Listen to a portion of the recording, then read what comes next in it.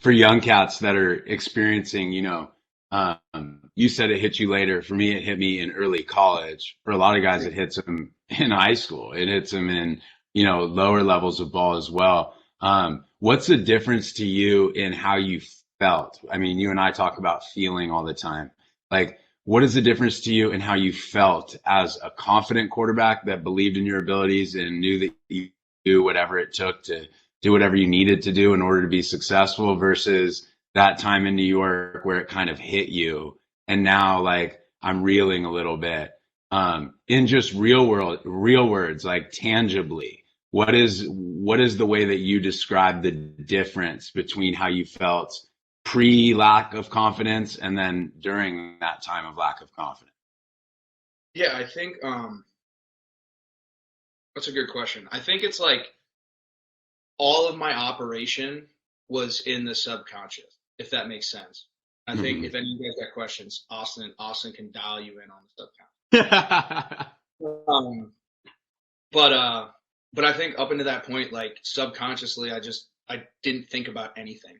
I had another rep. If I missed a throw, I had another rep. So like there wasn't these things that I thought about that messed with me, and I was preparing at a level that I had, I was with my all through college. I lived in the building and upstairs.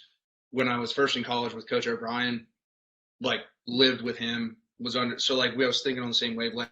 When Ricky and Coach Franklin and them came in, I lived with Ricky and JD, like as any time I could get up in there and just talk to them, like even if ball, whatever, but I was on the same page. So we were all super confident in like the direction, and they were confident in me. Whereas I think when I got to the NFL, I got drafted into a really unique situation. I was a second-round draft pick, but I get drafted into a building that has 3 quarterbacks, 2 veteran guys who had played there, and a guy they had drafted the year before. So it's kind of like, what's the plan here? And like after rookie minicamp, I stood around a lot, and I threw like 6 footballs a day. So like, when you go from literally throwing every rep at practice to then throwing like 6 footballs and like you have no direction in terms of where you're going from the coaching staff, from anything, you're kind of just get caught going through the motions. And like going back to my point, like that's where I think I lost a lot of the consistency and structure in my whole preparation. And then it allowed my mind to then wander about that one bad rep I had out of my 6 because my sample size was so small. And then me being a perfectionist, I started to obsess over that. Right. And the minute you start operating at that thinking robotical level, everything goes out the window. Mechanics, confidence, and then it's just a snowball from there.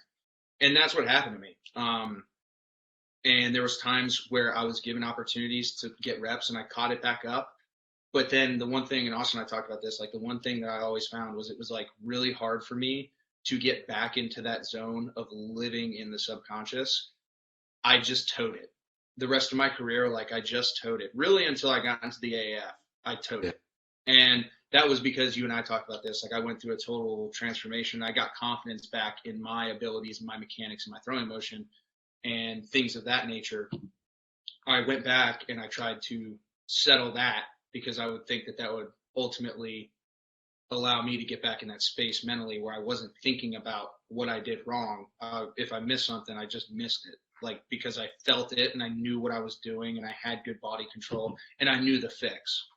So, and unfortunately, that was just too late for me. At that point in time, I had bounced around too much. I had gotten labeled and that was it. So in order to really have reaped the benefits of it from a playing standpoint, it was just too late for me. But it's cool as heck now for me sitting here. Like I just told Austin, I just got off the practice field. I've been working with our kid. I just started coaching high school ball with a former teammate of mine in the area down here in South Jersey.